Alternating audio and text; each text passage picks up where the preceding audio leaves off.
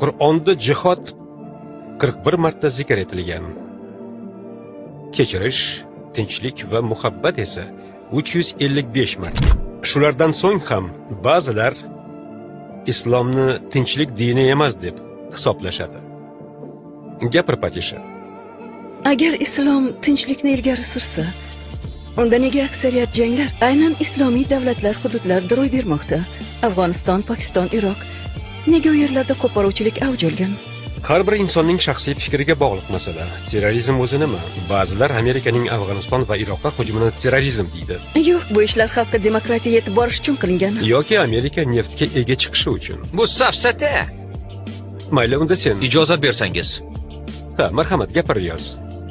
Professor Xonhaq. Terrorizm haqida so'z ketsa, asosiy terrorchi bu G'arb. Oho, qo'ysangizchi. Yo'q, yaxshilab o'ylab ko'ring.